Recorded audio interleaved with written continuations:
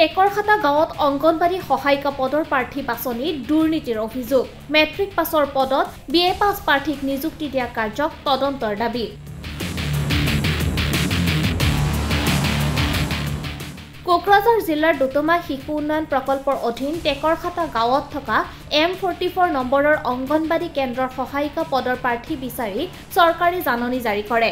উক্ত জাননীৰ ভিত্তিতে সমস্তভান নেছা আৰু ৰেছমিনা বেগমে আবেদন কৰে।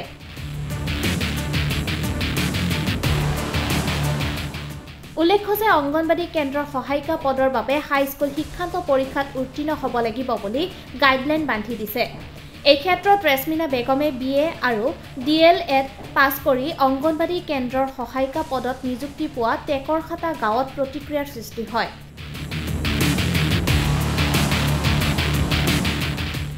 আজি গাঁৱৰ ৰাইজে সংবাদ মাধ্যমৰ কাষ চাপি কয় যে যি সময়ত চৰকাৰে উচ্চ শিক্ষিত লোকে নিম্ন বৰ্গৰ চাকৰিত আবেদন কৰিব নোৱাৰিব বুলি নিয়ম বনাই দিছে, তেনে সময়ত টেকৰখাতা গাঁৱত চৰকাৰী নিয়মক বুঢ়া আঙুলি দেখুৱাই BA পাছ কৰা ৰেছমিনা বেগমক নিম্ন বৰ্গৰ পদত নিযুক্তি দিছে বুলি অভিযোগ তুলিছে।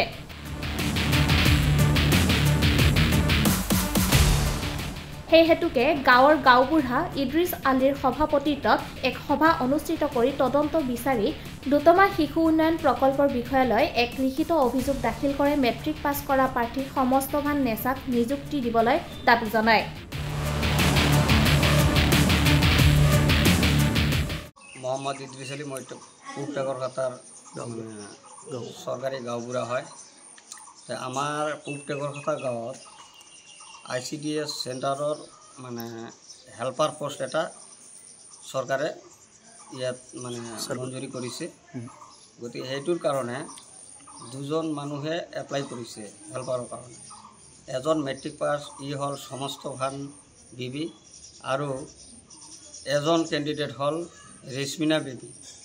ৰেছমিনা বিবিয়ে BA পাছ কৰিছে আৰু DLED পাছ কৰিছে। তেওঁৰ পাৰ্চেণ্টেজ 54 মেট্ৰিক পাছত। তেওঁ BA পাছ আৰু DLED পাছ কাগজখিনি লুকাই ৰাখি মেট্ৰিক পাছ কাগজ শ্ব' কৰিলে। শ্ব' কৰি যিজন মেট্ৰিক পাছ কাগজ দি এপ্লাই কৰিছে ই নাপালে হেল্পাৰ পোষ্টটো, আৰু BA পাছ আৰু DLED পাছ কাগজখিনি লুকাই ৰাখি এই ৰেছমিনা বিবিয়ে মেট্ৰিক পাছ শ্ব' কৰি পোষ্টটো অবৈধভাৱে ল'লে। এইটোৰ কাৰণে আমি ৰাইজে বহি চিন্তা চৰ্চা কৰি এটা এপ্লিকেশ্যন কমপ্লেইন লিখি অফিচত পঠাই দিছোঁ। এই অফিচত এই এপ্লিকেশ্যনটো লৈ আজি প্ৰায় 2 মাহ হৈ গ'ল, একোতো বিধি ব্যৱস্থা নকৰিলে। আৰু এতিয়া আমি আমাৰ মুখ্যমন্ত্ৰী মহোদয়ক আমি অনুৰোধ জনালোঁ আৰু আমাৰ জিলা প্ৰশাসনক অনুৰোধ জনালোঁ। লগতে আমি আমাৰ BTC CM চিফ মহোদয়কো অনুৰোধ জনালোঁ যাতে আমাৰ এই পূব টেকৰখাতা গাঁৱৰ ICDS চেণ্টাৰৰ হেল্পাৰ পোষ্টৰ যাতে সুতদন্ত কৰি ইয়াৰ উচিত বিচাৰ যাতে আমি পূব টেকৰখাতা ৰাইজে পাওঁ, এইটোৰ কাৰণে মই গাঁওবুঢ়া হিচাপে অনুৰোধ জনালোঁ। তাৰ ডকুমেণ্টছো আছে। এইটো তেওঁ BA পাছ কৰিছে ফগৰিয়াগ্ৰাম কলেজৰ পৰা 2020 চনত। তেওঁৰ BA পাছৰ পাৰ্চেণ্টেজ হ'ল 50+%। তেওঁ DLEDতো তেওঁ টেট পৰীক্ষাও দিছিল কেইবাৰমান, ৰেজাল্ট বেয়া হৈছিল। এতিয়া তেওঁ অবৈধভাৱে আমাৰ এই ICDS চেণ্টাৰৰ হেল্পাৰ পোষ্টটো তেওঁ মেট্ৰিক পাছ কাগজ দেখাই পোষ্টটো ল'লে। এইটোৰ কাৰণে মই বিচাৰ চাওঁ।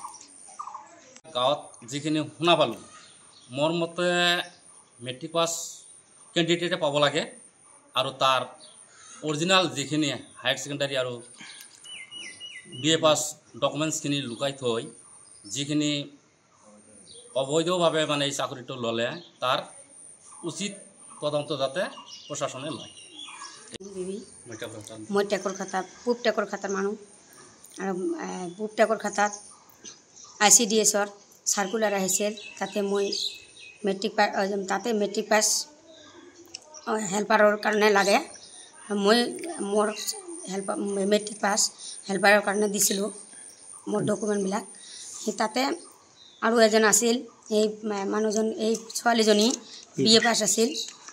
এই BA পাছ ছোৱালীজনীয়ে মোৰ এইটো কি কূটনীতি কৰি এই তাইক মোৰ চাকৰিটো ল'লে মেট্ৰিক পাছ চাৰ্টিফিকেট দি কিন্তু বি এ পাছ চাৰ্টিফিকেটটো লুকাই ৰাখিছে ৰাখি মোৰ যে কিটো আৰু হোৱা নাই তাৰ বি এ পাছ ছোৱালীজনীৰ সেই চাকৰিটো হ'ল কি মুখ্যমন্ত্ৰীৰ ওচৰত অনুৰোধ জনালোঁ যে এইটো উচিত তদন্ত ল'ব লাগে আৰু এইটো বি এ পাছ হৈ কেনেকৈ পায় আৰু মেট্ৰিক পাছৰ কিটো হেল্পাৰৰ এইটো মই মুখ্যমন্ত্ৰীৰ ওচৰত অনুৰোধ জনালোঁ যাতে মোৰ এইটো কাম কৰি দিয়ে।